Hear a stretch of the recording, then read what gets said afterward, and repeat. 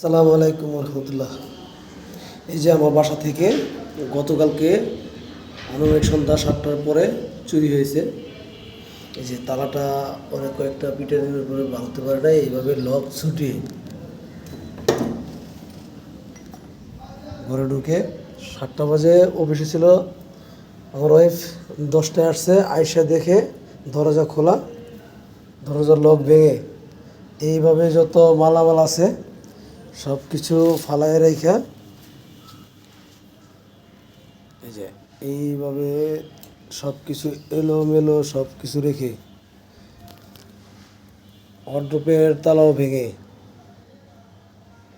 তার গয়নাগাটি যা ছিল 2.5 লাখ টাকার গয়না, এভরিথিং, ব্যাংকের ডকুমেন্টস, কাগজপাতি, ব্যাংকের কার্ড এবং নগদ হ্যান্ড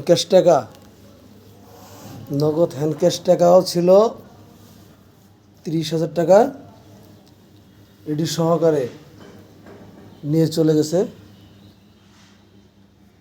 এই যে কোনো একটা জিনিস রাখে নাই, সব কিছু তারা খুঁজে সবই রয়ে গেছে।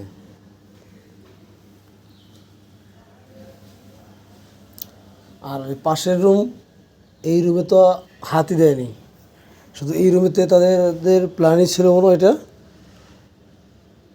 তো অলওয়েজ 24 ঘন্টা কিন্তু আমাদের বাসায় সিকিউরিটির ব্যবস্থা আছে নিচে।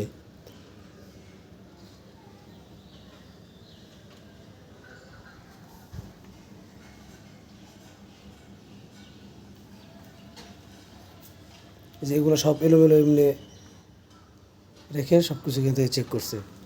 যা জিনিসপত্র আছে, এই যে আমার ওয়াইফ সাপলা ওনার